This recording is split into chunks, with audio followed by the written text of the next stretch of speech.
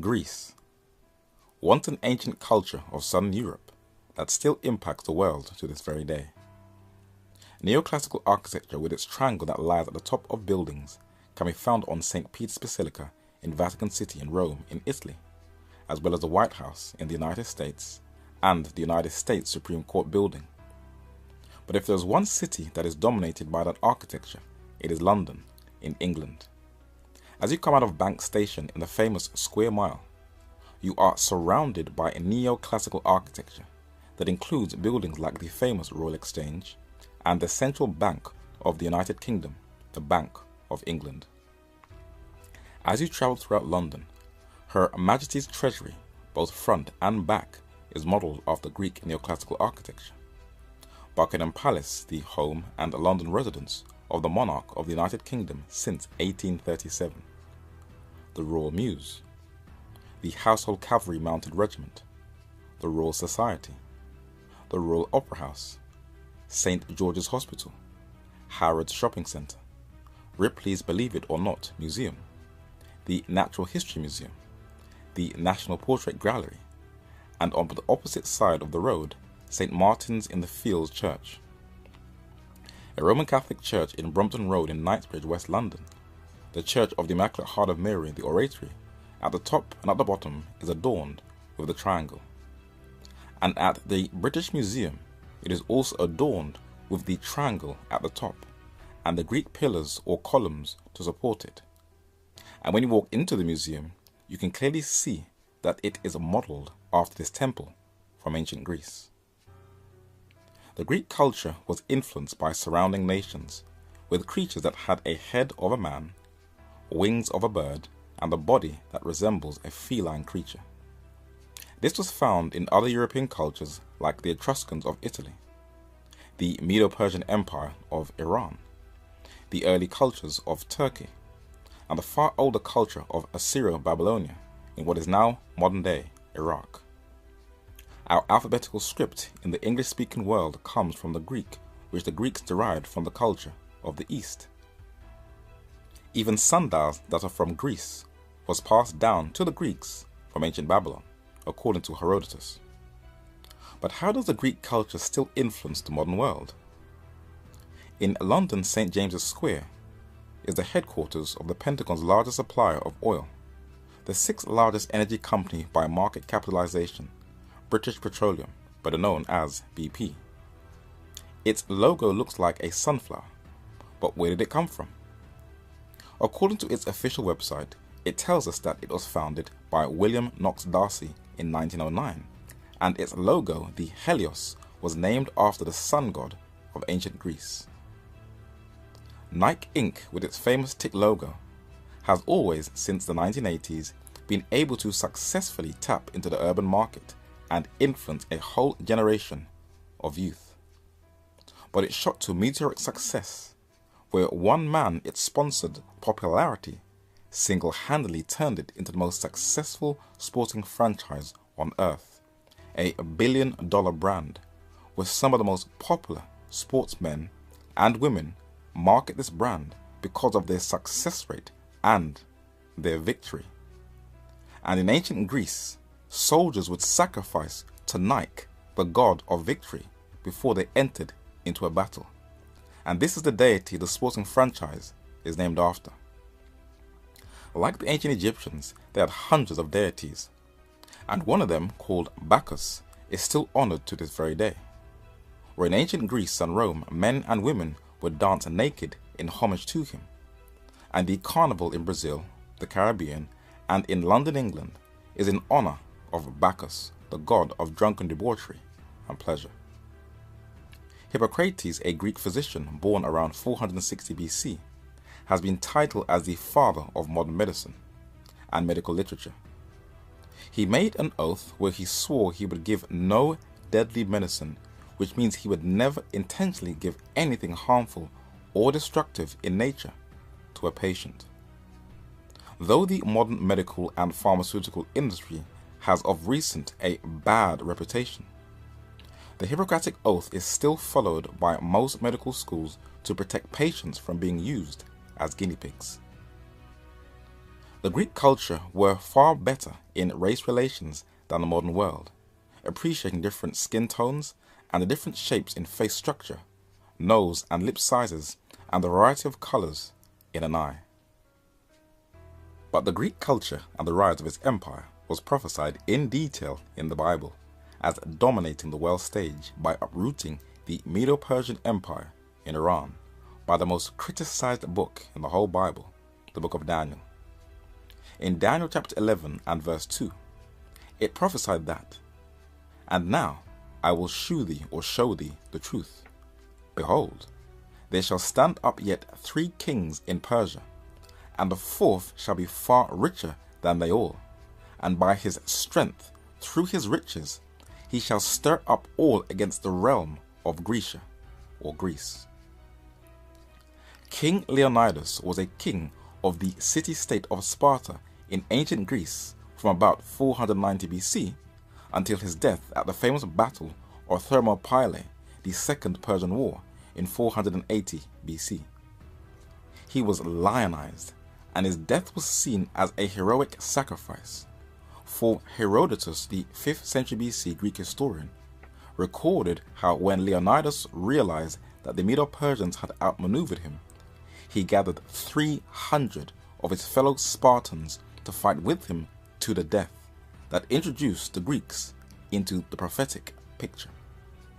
Herodotus said, Leonidas traced his descent directly back to Heracles through Anaxandride, and Leon, his father and grandfather. He had come to be king of Sparta quite unexpectedly. The 300 men whom he brought on this occasion to Thermopylae were chosen by himself, all fathers of living sons. Leonidas and his 300 were sent by Sparta in advance of the main army in order that the sight of them might encourage the other confederates to fight and prevent them from going over to the enemy, as they were quite capable of doing if they knew that Sparta was hanging back. The Persian army was now close to the pass, and the Greeks, suddenly doubting their power to resist, held a conference to consider the advisability of retreat. The film 300 was a 21st century hero worship of King Leonidas of Sparta. When it was released, the Shia Muslim state of Iran saw it as a provocation for war, where the film depicted Persians as deformed and ugly. But it was an adaptation of the 1988 comic series by Frank Miller that was depicting the battle between the 300 Spartans of Leonidas versus the Persian king Xerxes and his army of more than 300,000 soldiers that was recorded by Herodotus. But in the British Museum, another Greek, Pericles by name, was also laying the foundation of Greece entering onto the prophetic map. He is largely responsible for the full development in the later 5th century BC of both the Athenian democracy and the Athenian Empire. But upstairs in the British Museum are the coins of the 4th century BC king Philip II of Macedon, who made his country predominant in Greece. He was assassinated, but he laid the foundations for its expansion under his son, also in the British Museum, Alexander III, better known as the Great, who entered onto the prophetic stage when he defeated the Medo-Persian army of King Darius III at a decisive battle that changed the course of human history. The Battle of Gaugamela on October the 1st, 331 BC. If Alexander lost that battle, Europe would have been a Medo-Persian colony. It was the Greek philosopher Aristotle, the student of Plato, who was summoned by Philip II to educate his son Alexander the Great. And even when Alexander ascended the throne, they remained in contact through letters where Aristotle influenced his diplomatic and war strategies. In the Medo-Persian section of the British Museum is a small tablet written in Near Eastern cuneiform dated to the 4th century BC, and it actually records the death of Alexander the Great on the 29th day of the lunar month. William Whiston was an English theologian, historian and mathematician, the Lucasian Professor of Mathematics at the University of Cambridge. He translated a very important set of books by a man the Western world is indebted to for understanding ancient Rome, the 1st century Roman Jewish scholar, historian, and hagiographer, Joseph ben Matthew, who Latinized his name to Titus Flavius Josephus. This is how he described Alexander's victories. Philip, king of Macedon, was treacherously murdered in the city of Aegea by Pausanias, the son of Ceratus, of the family of Orestes. Alexander the son succeeded the father, and crossing the Hellespont gave Darius a notable overthrow at the river Gracius. But Flavius Josephus also mentions something of keen interest. Alexander, upon the taking of Gaza, advanced to Jerusalem. The high priest who showed the king the book of the prophet Daniel, and in it the prediction of a certain Greek in time to come that should make himself master of the Persian Empire, which Alexander interpreted of himself. If that historical event did indeed take place, then that is amazing, that the Jews could show Alexander the Great the role he played in Bible prophecy. But what would he have seen? In the British Museum is a coin of Alexander the Great, and on its head is a horn.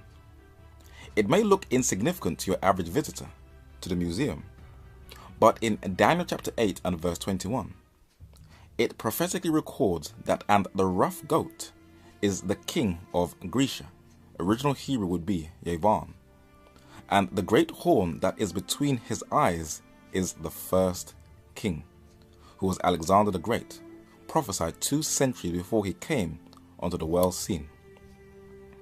The rise of the Greek Empire led by Alexander is mentioned 4 times in the book of Daniel, in a method called repeat and enlarge, where a succeeding chapter expands upon a previous chapter.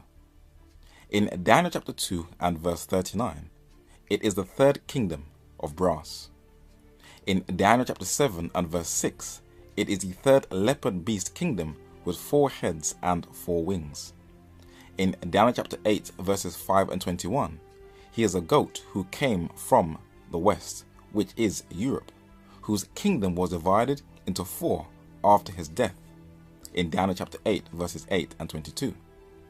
And in Daniel chapter 11 and verse 3, he is the mighty king that shall stand up. And like the leopard in Daniel chapter 7 and the he-goat in Daniel chapter 8, his kingdom was divided into 4. This is how the Bible should be studied. Just allow it to be its own interpreter, for it interprets itself. English mathematician and physicist Sir Isaac Newton is best known as a scientist who laid the groundwork for modern physics, astronomy, math, and optics.